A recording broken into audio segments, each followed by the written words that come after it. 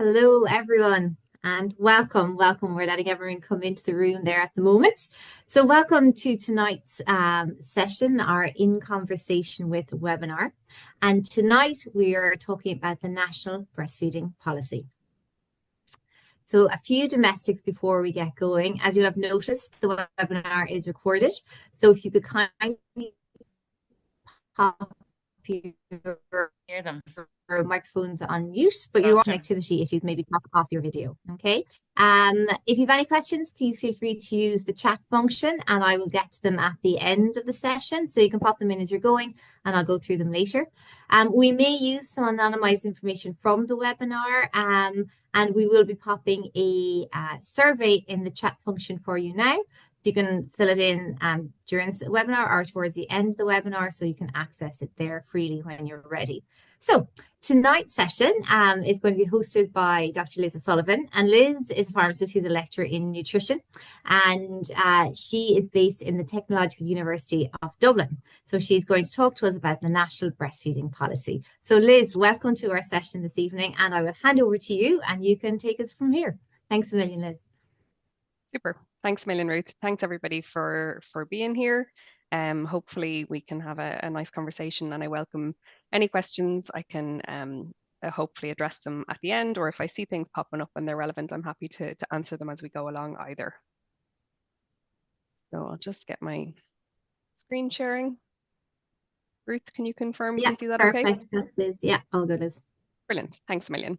So as Ruth said, I'm a lecturer in nutrition at TU Dublin, and today I'll be talking to you guys about national breastfeeding policy, but some components around that as well. So we'll take kind of a bit of an overarching view of breastfeeding in Ireland.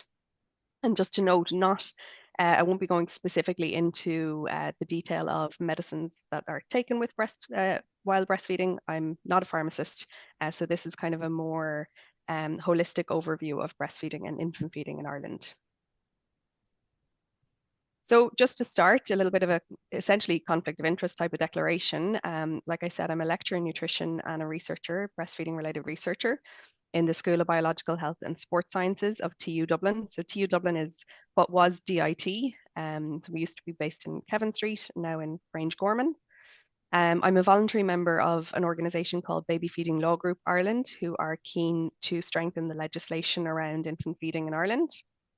I'm the coordinator of the World Breastfeeding Trends Initiative core group for Ireland, and I'll talk briefly about the World Breastfeeding Trends Initiative in a little while. I have some active research funding. This is from kind of government sources as opposed to industry sources, so the Higher Education Authority and the Health Research Board. And I have two children who were breastfed but no longer are, so they are 3 and 7. So I am quite a breastfeeding advocate and somebody who has breastfed for quite a number of years. But just to note there on the piece around being a voluntary member of Baby Feeding Law Group Ireland, that is specifically for both breastfeeding and formula feeding families, and it's around ensuring that families have accurate and unbiased information, regardless of how they're feeding their children. So this is a picture of me with my first child who has recently just turned 7. I don't even know if I have any similar photos of me with my second child because he has suffered terribly from second child syndrome. But just again to note, this is kind of the lens that I'm coming at. I am somebody who has breastfed for quite a while, but I'm keen to ensure that regardless of how someone is feeding their child, that they have accurate information and are given all the support that they require. So just as a poll that I hope Grace will be able to put up, and just thanks to the folks who completed the pre-webinar question as well. So I'm just wondering, in terms of in the past 2 weeks, has anybody, either a service user or a customer, asked you a question about breastfeeding or formula feeding? So either just any information requested on infant feeding. Results still coming in. Super. Thanks, Grace.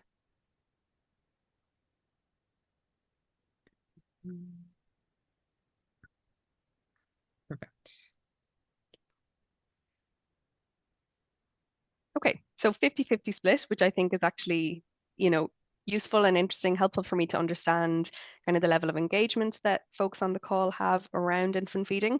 But one thing I think is really interesting about this topic is that it is so applicable to nearly everybody. You know, anybody who is a parent or caregiver may have a question about this. It's also, I've noticed personally, and maybe some of you have as well, the type of thing that you can get asked outside of the work context. You know, you might be out for dinner with friends or in a random conversation with somebody and they find out you're a pharmacist or a dietitian or whatever the case may be, and they may have a question. So I think because it's so such a kind of ubiquitous human experience, just feeding small children, it's really helpful to have an in-depth understanding. So for the half of you who may not engage as much in this topic, thank you for being here and being willing to engage.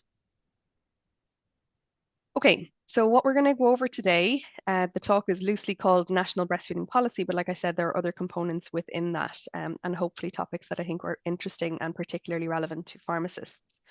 We'll talk briefly about Irish breastfeeding recommendations and breastfeeding rates, some recent research on breastfeeding related care received by parents, a bit of a lens towards midwifery there, but I think still relevant to those who are engaging with families.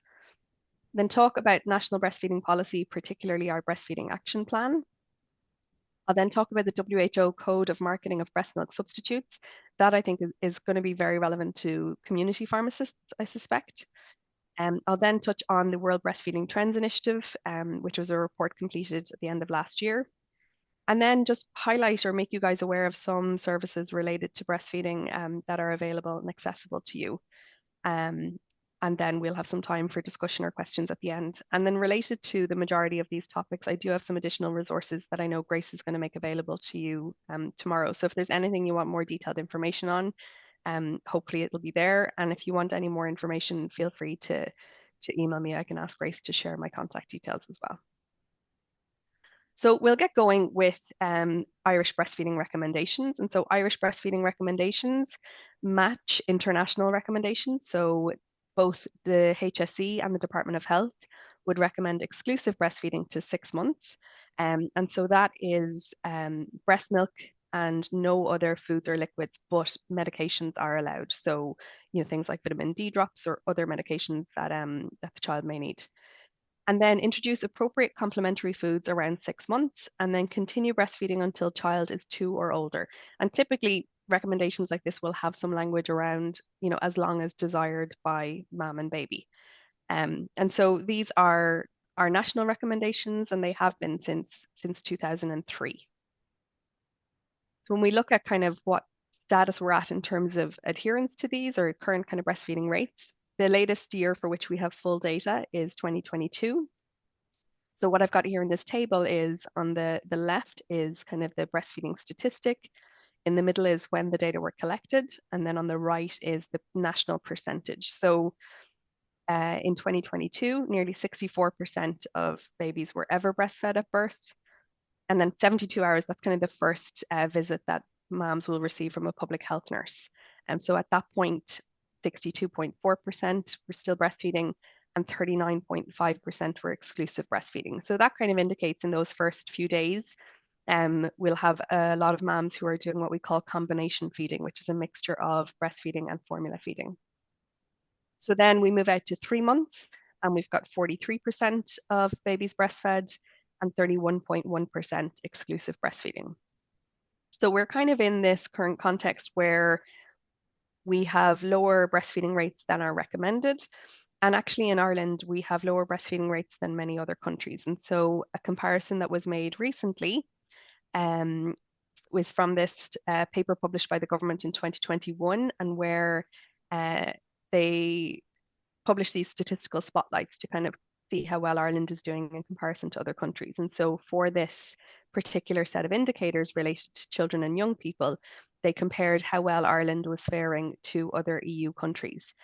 And related to breastfeeding, the indicator that they looked at was any breastfeeding at 3 months. And so we saw on the previous slide, the 2022 figure here was about 43%. And what was observed in this report was that of the 22 EU countries assessed, Ireland was kind of down towards the very bottom at around 40%.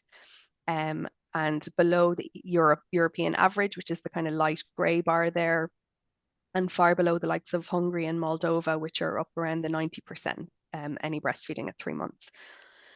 So that's essentially kind of the Irish context, where we have breastfeeding being recommended as the kind of how to feed a baby, but not very large or very high breastfeeding rates. So that's something I'm really interested in exploring, really keen to try and help support particularly the moms who start breastfeeding, so the people who say they want to do it, and figuring out ways that we can help them to meet their own personal breastfeeding goals, so to make sure they are supported. So I collaborated with a breastfeeding advocacy group in 2022 to do a survey to try and understand, parents' experiences of engaging in the healthcare service in Ireland. So I'm just going to present a few slides on the findings of that. And so really here, what we're trying to interrogate is, why are our breastfeeding rates lower than other countries, and how can we best support parents who want to breastfeed? So we talked to people about their experience of breastfeeding related care. Like I said, this was conducted in collaboration with Báinne Beatha, who are a breastfeeding advocacy group. And we kind of published the survey. It was a convenient sample. We published the survey online through social media, through kind of various listservs, and received a really overwhelming response that we were not expecting. So we had nearly 5,500 responses to this survey across the whole country. So there are 19 maternity units in Ireland, and there were representatives who had given birth at each of those hospitals. And so just a little bit of kind of a caveat, I suppose, just some information around who the people were. About half of them were aged 31 to 35, which isn't so much of a surprise when you think about the kind of average age of giving birth in Ireland. 38% were living in Dublin, so maybe slight overrepresentation from Dublin, but there is a larger population in Dublin. 99% or over 99% had ever breastfed. So just to note, this survey was particularly targeting people who breastfed or wanted to breastfeed. So we were keen to see how we could kind of support them to meet their goals. So their formula feeding families were not reflected in this survey. And then another key thing to note is that over 62% had disposable income beyond their needs. And so as a breastfeeding related researcher, this is something I unfortunately notice all the time, is that we often observe that the people who respond to surveys maybe have higher education level, or maybe have a greater income than a kind of standard population. And that's just the nature of research, really. It can be hard to reach some underserved populations.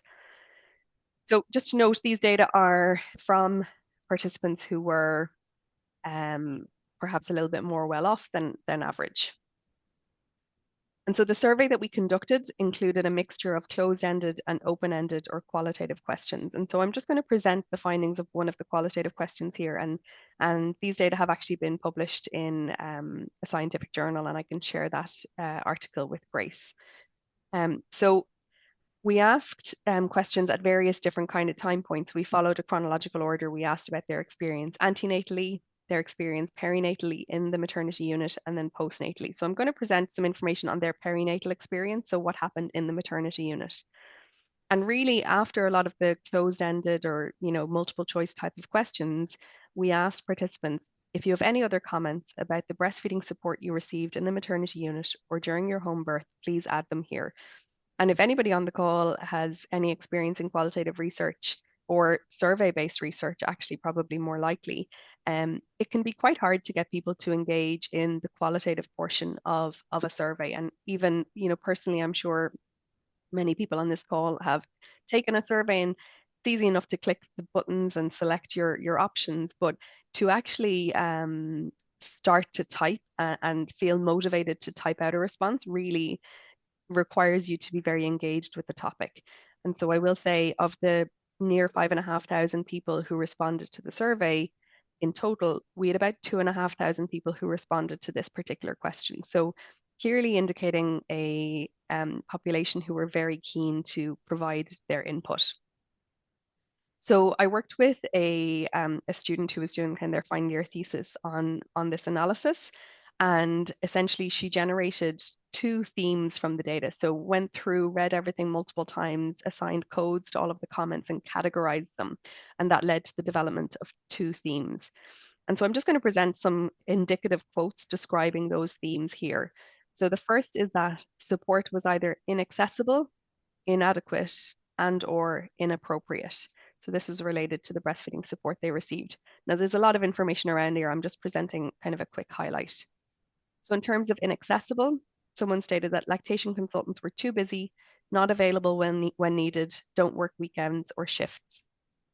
In terms of inadequate, someone said it seemed like they wanted to help, but didn't have the right practical knowledge to be actually helpful. And then in terms of inappropriate, a few people commented on things like one midwife was very rough and just kept shoving the baby's head at my breast. So I think it gives a very brief snapshot of the type of breastfeeding related care that parents are receiving. The second theme was that breastfeeding support was provided in theory, but not in practice.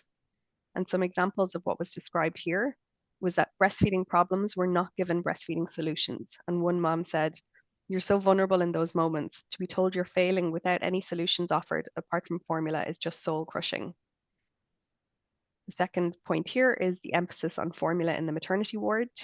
And one mother said, during antenatal classes, the midwives are very pro breastfeeding, but once the baby is born, they offer formula all the time. And so I'm really keen to point out here that the purpose of this is not to be negative towards formula use or not to suggest that people shouldn't be using formula, but just to remind you that these were moms who wanted to breastfeed, so who were there keen to be successful with breastfeeding in however they kind of define that themselves.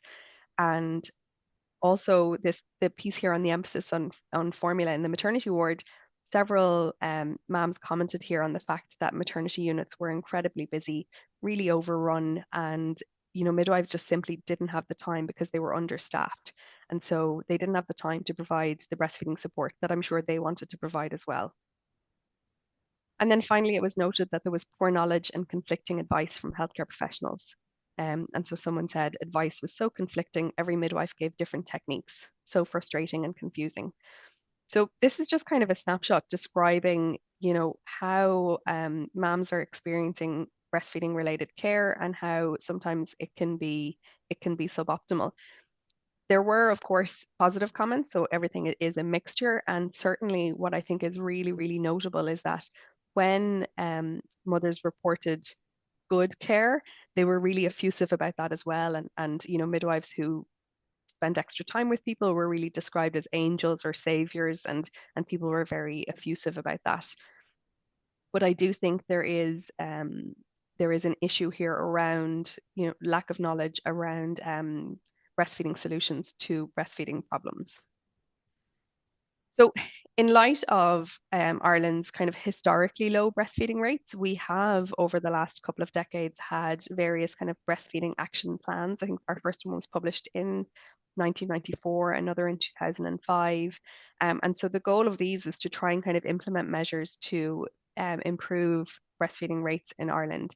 So at the moment, we have a national breastfeeding action plan that is in theory in place.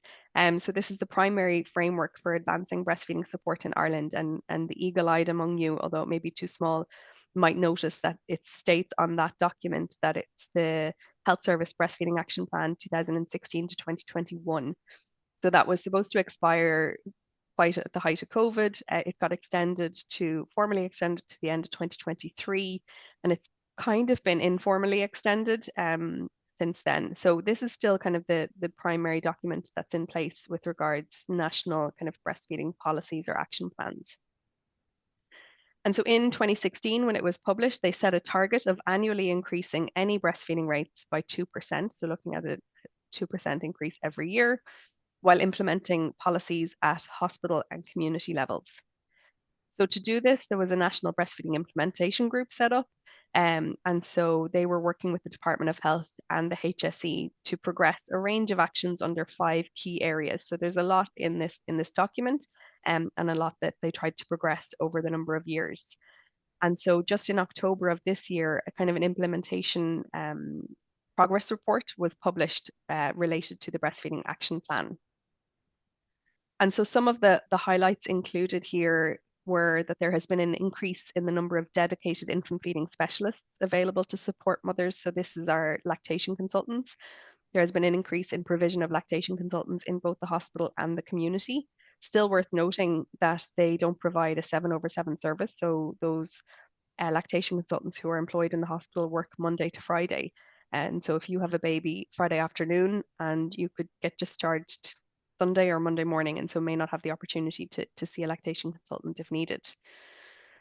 And there was a new national infant feeding education program underway for HSE staff, and also an 18.6% increase in the percent of babies breastfed at 3 months was noted since 2015.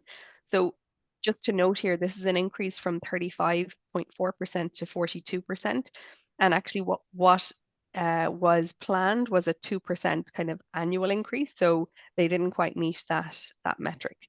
But there have been a lot of queries answered via the HSE online breastfeeding support service. So they are providing online support as well, which is great.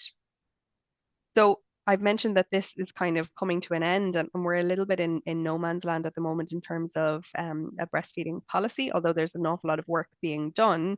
And so in terms of going forward, the Department of Health is currently establishing a steering group, including multiple stakeholders across healthcare, the voluntary sector, academia, to develop a new national breastfeeding policy. So it's possible that somebody from this call may get invited to join this group. And so I really encourage you to do that, because we need a formal review of our outgoing breastfeeding action plan to try and understand what worked and what didn't work, so that we can make our new plan going forward.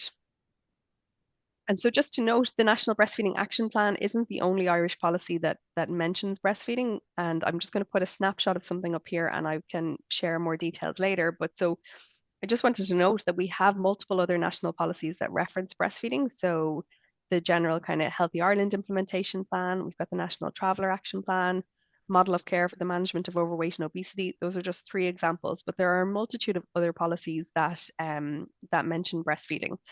And that will, I think, become a bit more relevant later, but I think, it's kind of in stark contrast to our breastfeeding rate. So we seem to be doing quite well in terms of having a lot of policies, but not so well in terms of seeing kind of evidence of those translating into, I guess, changes in behavior or improvements in breastfeeding rates. So one piece in terms of breastfeeding related policy that is yet to be fully implemented, but I think particularly relevant to the pharmacy profession, is something called the WHO Code of Marketing of Breast Milk Substitutes. And so some of you may be familiar with this, but I know that some won't.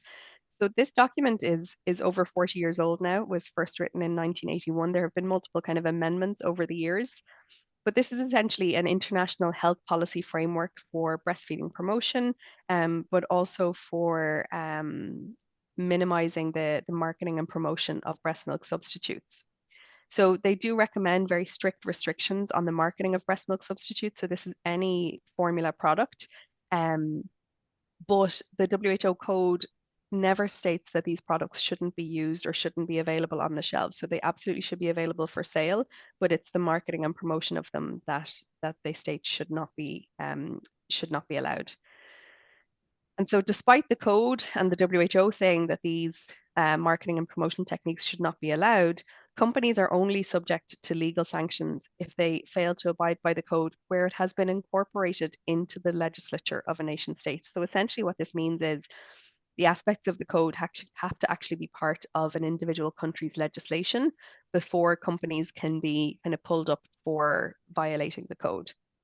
And I'll have a couple of examples of what I mean by violating the code in just a second.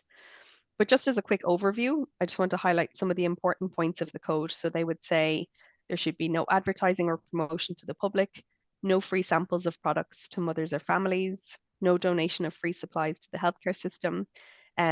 So the healthcare system should procure infant formula. The labels should be in appropriate language with information and warnings as appropriate. So the code says there should be no donations of breast milk substitutes to the healthcare system, but they don't say that, the healthcare system can't purchase it. And so currently the HSE buy infant formula products in the maternity units, and they provide them to families free of charge. So that's not anti the code. But I mentioned there it's only components that have been incorporated into Irish law that really can be where companies could be formally sanctioned. And so just to note what aspects of Irish law are relevant to the code. So I just wanted to highlight some of the Irish legislation around formula. This is a really very high level overview. But just to note that Irish legislation kind of determines what is infant formula, what is follow-on formula. So infant formula will be your stage 1 milks. They're marketed as appropriate for babies aged 0 to 6 months. And then other milks, kind of 6 to 12 months, are follow-on formula. And typically after that, they'll be marketed as growing up milks. But the legislation distinguishes between infant formula and follow-on formula. And there's a lot in legislation about, composition of it. There's a lot about labeling, what should be on the label, what can't be on the label. And then just to note here, the last point about marketing. So there should be no point of sale advertising, free samples, or any other promotional devices to induce sales of infant formula directly to the consumer at the retail level. So this is specific to products that have the number 1 on the box, or they're marketed for babies 0 to 6 months. And so that's kind of not fully adopting the code. The code would say there should be no marketing or promotion of any formula product, but Irish legislation is restricted to that kind of early stage. So just an example of what I mean by a violation. This is a couple of examples. So this is an example of a first infant milk. So you can see it has the number 1 on it, and it's discounted in a pharmacy. Another example here shows stage 1 and stage 2 formula on display at point of sale in a petrol station. So the stage 1 being on sale at on display at point of sale is a violation of Irish law. But the stage 2 is just a violation of the code and not of Irish law. And so these things may seem quite inconsequential, but these are promotional devices designed to induce more sales.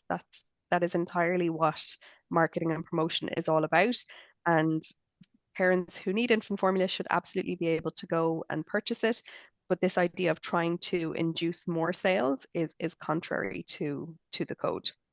And so the HSE have recognized this, and there may be people on the call who are HSE employees. And even for those who aren't, I think the HSE have published some nice documentation around how one can work within the code and make sure that they're not violating it as a healthcare professional. So again, this is something I'll share with Grace for sharing with the group. So the HSE has a code policy and a document that describes how individuals can work within the code.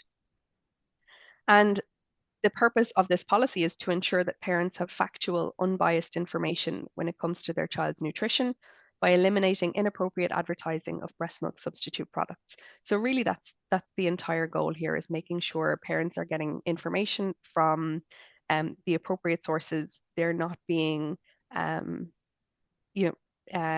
excessively encouraged or coerced to buy particular products. And so some issues that have been observed and noted in terms of companies trying to increase their sales include offering gifts, lunches, educational opportunities, or opportunities to speak at events. So they do enjoy, or they do like to target healthcare professionals, because healthcare professionals are trusted by families. And so offering pens, diary covers, obstetric wheels, other things, anything that you may use in front of the public service users, patients, will enhance brand recognition and may also unconsciously give the impression that this particular healthcare professional is promoting that brand, or have some sort of positive feeling towards it. So I'm not a marketing expert, but I've kind of gone down this rabbit hole quite a bit on this topic. And really, I mean, marketing is incredibly effective, and this creation of a positive feeling or a positive vibe towards a particular brand is really a key part of encouraging and inducing more sales. So the HSE, like I said, I'll provide this document to Grace. There's some really good information about how how you can kind of work within the code, how you can engage with companies, how you can talk to service users and customers, and still, not be kind of violating Irish legislation or violating the code. But this is just the list of things that companies are not allowed to do under the code. So in this context and understanding kind of where Ireland stands in terms of having low breastfeeding rates, understanding families' experiences in the healthcare setting. One other thing that I worked on with a group of people, kind of in response to some policymakers who wanted to understand how well Ireland was doing in terms of breastfeeding related policies. One thing that I worked on last year was something called the World Breastfeeding Trends Initiative Report. And so this report is a template that is available online. It's managed through a group based in India. And this is a national template that you can fill in, complete, answer questions, gather data, and essentially determine a score for an individual country across a range of different indicators. And it's a standardized template that 99 countries in the world have so far completed. So completing this actually allows you then to kind of compare Ireland to other countries, maybe understand, what areas we're performing poorly on, to try and understand how we can maybe make changes to try and improve our current situation. So I'm just going to give a really brief kind of high level overview of the WBTI Ireland report. But the report essentially is completed in two parts. And the first part has 10 sections, and for each of those sections, you can get a score out of 10. So there's a potential 100 points available. And essentially that just gives a brief quantitative indicator of how well an individual country is doing in terms of protecting, promoting, and supporting breastfeeding. So I'm just going to show a table next of our scores across each of these indicators.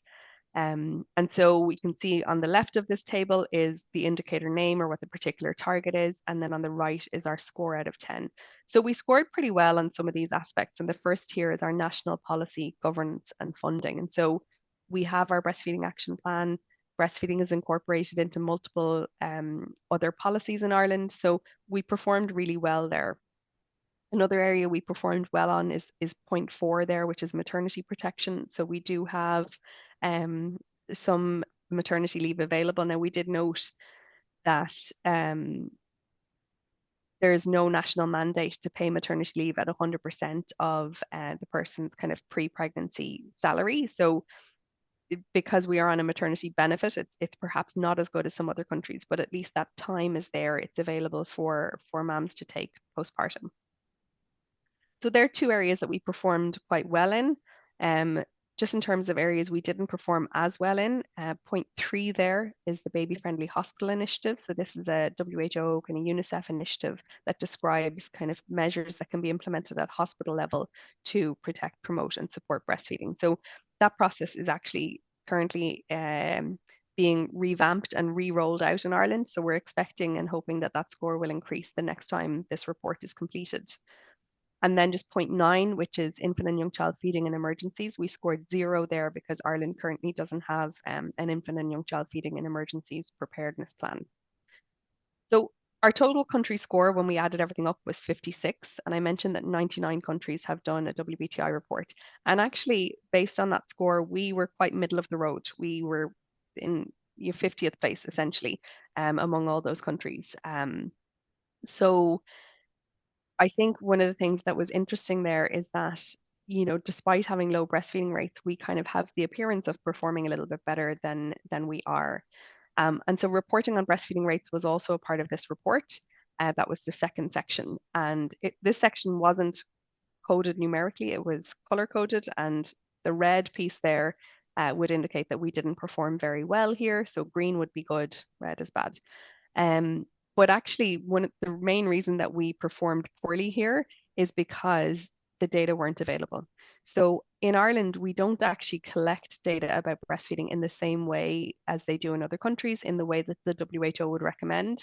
So it does make it very hard to make international comparisons. Now, I know I presented at the start that figure at 3 months postpartum. So some other countries do collect that, but it's not one of the kind of standard WHO metrics. Now, I know in the last budget, the government actually announced funding for a North-South infant feeding survey. So that is also something that's in the pipeline. So there's a lot happening, which is really exciting and really interesting. So hopefully over the next year or two, I believe the Institute of Public Health may have the job of implementing that survey, but it will give us a sense of where we stand, because I mentioned earlier that Ireland's recommendations are exclusive breastfeeding to 6 months and continued breastfeeding to 2 years. But actually, despite that recommendation being in place since 2003, we've never actually had a national survey that has allowed us to measure adherence to that. So that's one thing that has been a real challenge. We have this recommendation there, but we're not actually monitoring the appropriate behaviors. And I would always say, you count what you value and you value what you count. And so if we're not actually tracking adherence to these recommendations, how much does that indicate we really value them? So summary so far, maybe a little controversial to take a quite well-known political slogan, but we've a lot done, and but there's more to do. So we are seeing a bit of a turning point, a lot of changes happening, but we are still also observing that moms are not necessarily incredibly happy with the care that they're receiving. And a really interesting article that was published just in the last couple of months, again, I'll share with Grace, published by some colleagues based in UCD and DCU.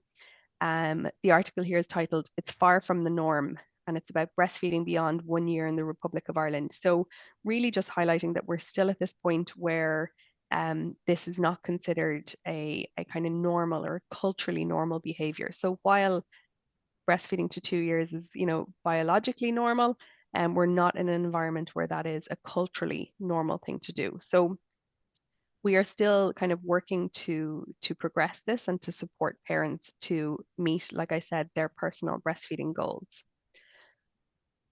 So I just wanted to spend the last couple of minutes to highlight some services that I think would be useful for pharmacists to be aware of, because they're probably services that you may engage with in the future. And the first is the Human Milk Bank.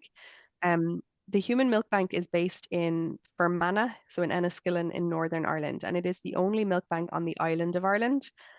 But it serves 27 neonatals in hospitals across the island. So it runs a cross-border service. There were some concerns around the time of Brexit that this may break down. There may be some issues in the delivery of this service, but memorandums of understanding were drawn up and the service has been secured. But sometimes it can be overwhelmed because it is providing breast milk to units across the country. So I didn't get into discussing kind of health outcomes when it comes to breastfeeding versus formula feeding. That's not what I'm here for. But what I'll say is for babies born prematurely, there's a very, very strong emphasis on ensuring that they receive breast milk. And sometimes that can be difficult for the baby's own mom. There's perhaps a lot of stress going on. Perhaps baby was born so early that breasts are not quite ready yet to produce a full milk volume. So in those cases, donor human milk can be used. And so mums across Northern Ireland and the Republic of Ireland are able to donate breast milk to the milk bank, which is then dispersed to the neonatal units and given to premature or unwell babies. And so this service is great, but it runs with a lot of goodwill, so requires the mums to donate, and then also there's a voluntary group called the Blood Bikers. So the Blood Bikers will deliver human tissue and blood and organs across the country, but they'll also deliver breast milk. And so they're a voluntary group who will meet individual moms close to their home and take their donations of breast milk and bring it to the milk bank, where it can be pasteurized and pooled and sorted and prepared for sending to neonatal units. And then the Blood Bikers will come and bring deliveries to the various units across the country. So this is a really pivotal and important service, particularly for those neonatal babies. And then probably very relevant to you guys is the National Medicines Information Centre in St. James's. I'm not going to go into a massive amount of detail here because I think you will have, like I said, another webinar that has a stronger focus on medications. But I suppose I just wanted to make people aware of, where you can go if somebody asks you whether a medication is safe to use while breastfeeding or wants more information about that. So again, there's a PDF document here that was developed in 2021, and I'll share that with Grace. And the National Medicines Information Centre can be phoned, to ask for more information about specific medications. So that's something that I think is particularly of interest, perhaps to you guys on the call. But a lot of times, moms themselves may not know to engage with James's Hospital, and so that might not be quite on their radar. And as a parent who has been in a lot of online breastfeeding support groups and chat groups, one place that I know many parents go to for help and assistance when they're wondering about medications and breastfeeding is a UK-based pharmacist. So this pharmacist, Wendy Jones, the name may be familiar to some of you guys, or it may not. And my purpose for highlighting it here is just simply so that you are aware of who she is. In case moms come into you and say, Wendy Jones said I could take this, or Wendy Jones said XYZ, at least you know who she is. So I'm just making you aware that she is a pharmacist based out of the UK who has written several books on breastfeeding and medication. But I do want to note and make the caveat that's written down below is that these resources are written by a UK pharmacist. They're displayed here for information purposes only. So just make sure that you comply with Irish pharmacy and medicines legislation. But I think it's really important to be aware of who this person is, particularly if moms are coming into you with questions about breastfeeding and medication, because it's very likely that this may be where they will have gotten some information from already. Okay, so I'm just coming up on the kind of 44-minute mark. So I'm going to leave it there and open up the floor for questions. And I'm very happy to take any questions that people may have. Thanks so much, Liz. That was a great talk. I enjoyed it. Thank you very much. I enjoyed the fact that it was very much grounded in facts and in research, which is a place we like to sit in as much as possible. I just had one or two questions, if that's okay, while people are thinking of their own, and please pop them in the chat or feel free to turn on your mic and ask them directly. But I'm just going to bring you back to the code because we're very conscious of not breaking any rules in pharmacy because we're such a profession grounded in legislation. In the context of the code, what information can we give? Yeah, that's a really good question, and I know it's something that midwives can sometimes struggle with as well. And there'll be some midwives who may be kind of a bit afraid to talk about formula at all because they don't want to be perceived to be breaking the code. I mean, the code really focuses on marketing and promotion, and so the key point is provision of fact-based information and scientific information is absolutely allowed. And so if a parent comes to you and asks, how do I make up this formula? Like what do I do with this? What's in this? What are the components of it? All of that kind of scientific, factual based piece, you can absolutely have conversations about that. What you should avoid is recommending one product over another, suggesting that one product is better than another, suggesting that any of them are closer to breast milk. Those are all types of things that you want to avoid. But any kind of fact-based information around how to make up formula, any information about the components of it, absolutely you can of course talk to service users and customers about that. Okay, super. And Michael has a question here around pesticide limits in formula, and shocked to think that they're even allowed in the first place. Yeah, I mean, it's a food-based product that is regulated, in the same way that other foods. And so there are limits for pesticides, but also like bacteria as well. So I think people are also often surprised to hear that formula powder is not a sterile product either. And that's one piece that I would imagine pharmacists probably get some information on or get questions on as well. And often I still see it. People are very conscious to boil water to 70 degrees, thinking, okay, that's great, I've sterilized my water. And so what you're supposed to do with that 70-degree water is add that to the formula powder, because the formula isn't sterile either. And so adding the water at 70 degrees is going to kill any remaining bacteria in the powder. What you sometimes observe is people will take their water that's been pre-boiled, put it into a bottle, take it on the go, and a couple of hours later add the formula powder to it.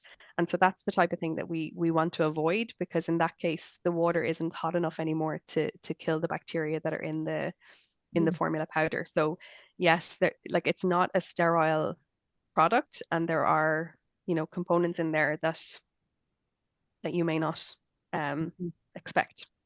Okay, that's good to know. Didn't know that, so you're informing me. And Ada here has a question about what kind of practical information can we give to the mums if they're going back to work, if they're pumping, if they're freezing their breast milk? What advice in that space? Yeah, there's absolutely lots there. I think it's a great question, really, really good question.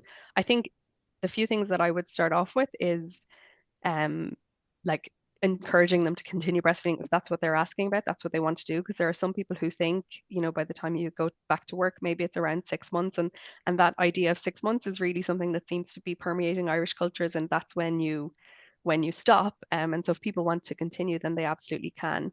In terms of pumps and freezing it, it's a really complicated question to get into now, but what I would encourage you to recommend to a mom is to go to a breastfeeding support group, and there will be ones that are dedicated to returning to work. So 3 of the biggest breastfeeding support groups in Ireland are Cuidiú, La Leche League, and Friends of Breastfeeding.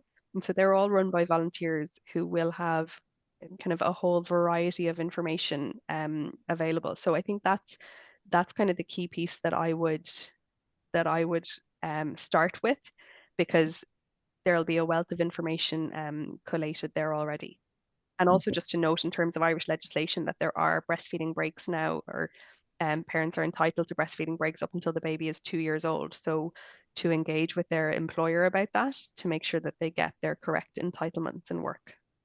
And are there, just a question myself, just listening to what you're saying about recommending those groups, are there any other places we should be sending patients to for information or support when we're engaging with them? So like local, there should be a local lactation consultant, within the CHO at the very least. Now, depending on where people are, that can be very geographically diverse, Um, in the first, if it's very early, if they're in the first 6 weeks, they should go back, or can go back to the maternity unit for any advice or support that they might need. But engaging or liaising through the public health nurse, many public health nurses will have lactation education as well. And so the mom will have a dedicated public health nurse, and that person then will know if there is a lactation consultant available for referring through the public system. There are private lactation consultants that are available, and so again, I can share that website, ALCI, ALCI, the Association of Lactation Consultants in Ireland, has a website with a list of private lactation consultants that people can avail of also. And Michael has a question there around the formulas. Are they interchangeable, or do we need to check with someone before we swap them from one brand to another brand? I mean, you don't need to check or kind of ask for permission, but for the most part, like the base constituents are set in legislation. And so anything that has been um, categorically or scientifically been found to have a beneficial effect is there in all of them. So when people ask me, like friends will sometimes ask me for advice, what one should I use? And I'll always say the cheapest, because, you look at Cow and Gate and Aptamil are both made by Danone, but they're just marketed at 2 different markets. Cow and Gate is one of the cheaper on the market, and Aptamil is one of the more expensive.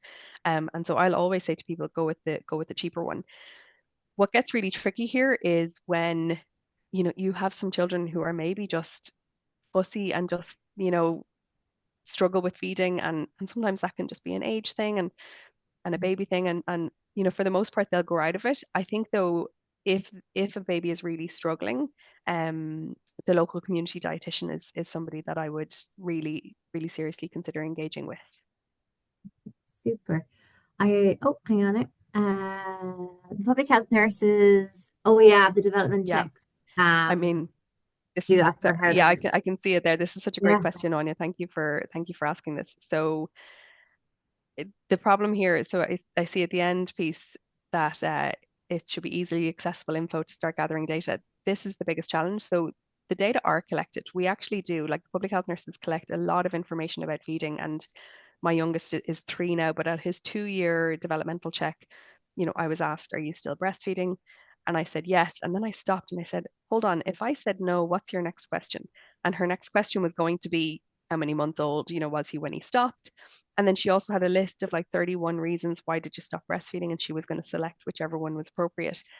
So that information is there, but for the most part, it's paper based.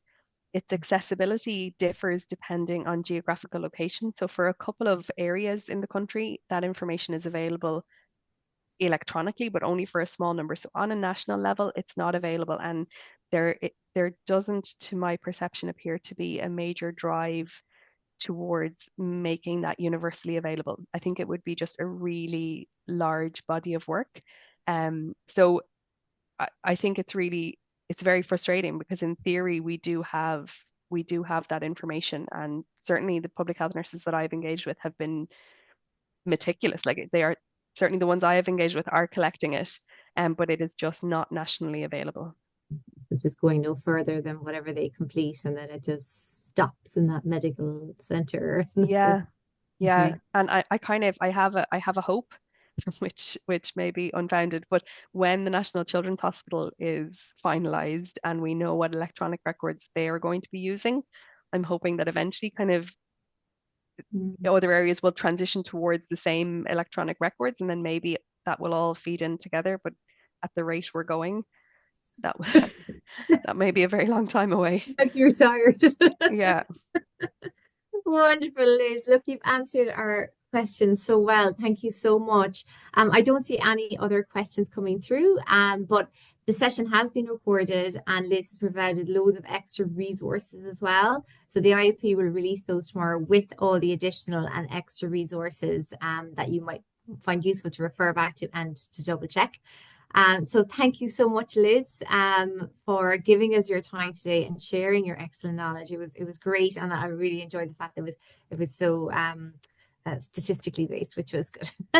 Now, to everyone else, if you take a moment to complete the feedback link there that's in the chat, just to give us some feedback, to give Liz feedback, and maybe there might be questions you would like. We could get her back again if there's any other questions you wanted her to do, which would be wonderful. As part of our own CPD, as far as Liz, we have to do reflective cycles. So obviously tonight's session is a great opportunity to open your IOP folder right now while you're still online. At least you have it logged. You can finish it another time and complete that. And with that said, this is the last webinar of 2024. So thank you all for dialing in throughout the year. The series will pick up again, the In Conversation with series again in January 2025. So on behalf of the IIOP, I, just as a regular peer support pharmacist, would like to wish you all a very happy Christmas and our very best wishes for 2025. And to you as well, Liz. Thank you so much for your session this evening. We really appreciate you giving us the time. Thank you, thanks very everyone, much, for everybody, dialing in, for and happy Christmas. thanks everybody. Take care.